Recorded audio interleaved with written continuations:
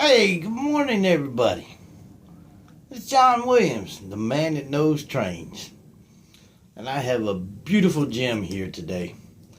I was out walking around an antique store a couple weekends ago, and I found this Lionel. I think it's 1970s, early 60s, 1970s. Service truck. Dodge Ram that they made back then, and I just couldn't resist. I've always wanted one. It's pretty neat to run it on the track and watch it go around as the rubber wheels actually make contact with the track and turn. Unfortunately, I brought this one home and it's a little sluggish. Doesn't want to run. It kind of runs, doesn't. It stops, then it runs, it stops, it runs, stops.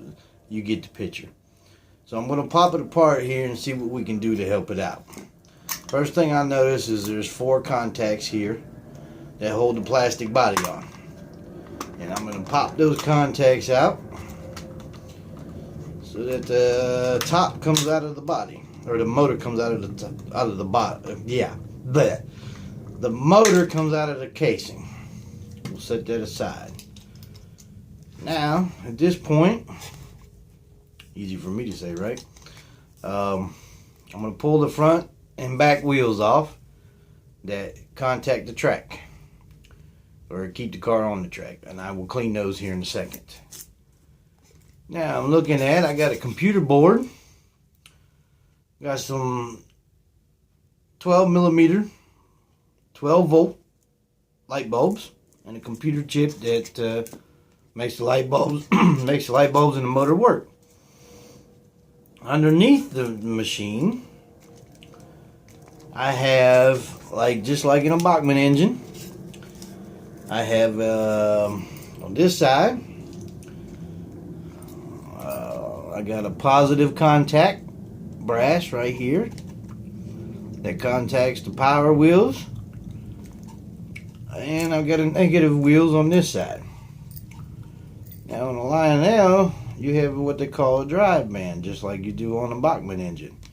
And the drive band on this wheel looks like it's not dry rotted and it's in pretty good shape, so I'm going to leave it alone. Here is my ground strap that is spring loaded. I am not going to take that out. I don't want the springs to pop out on me. But if I look just under the side of this end of it, there's a gear there. I'm going to go ahead and oil that gear. That's probably making contact with the drive motor that's underneath. If you look right inside here, that's where the drive motor is, underneath that casing. I am not going to take that out. I'm going to leave that be. I know the motor works fine. I'm assuming my problem is probably on the inside. No, it's actually, my problem is actually on the ground right here. It's got a burnt spot here and a burnt spot here. That will cause the motor not to run. The way I'm going to fix that is I'm going to take some really fine emery cloth. And I'm going to clean those 2 burnt spots off of there. Very gently.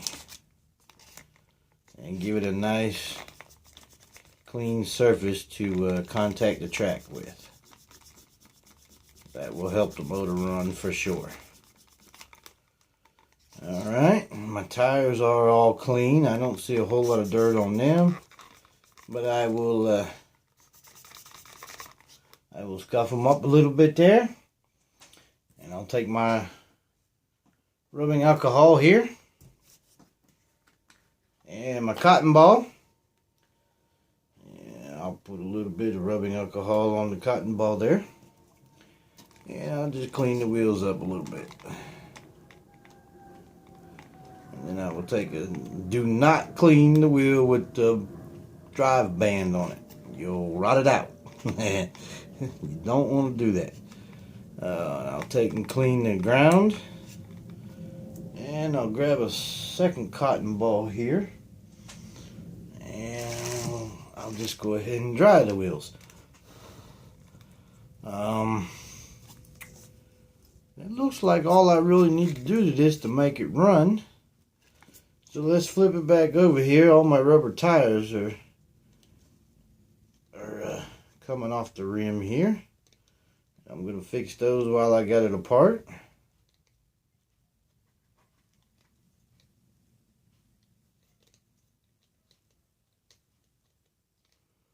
There we go. Put all those back in this pot. And I'm going to flip this back upside down here. Put my front and back wheel back in the clips. And put my chassis cover back on. And that was pretty simple actually. There's not a whole lot to it. This little engine or truck or whatever you want to call it. That's your opinion. Hopefully I can put it on my track now and get that bad boy to run.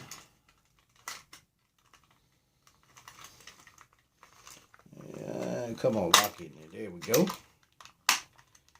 Alright. And now she's back together and ready to run. Stay tuned for more videos. See you next time.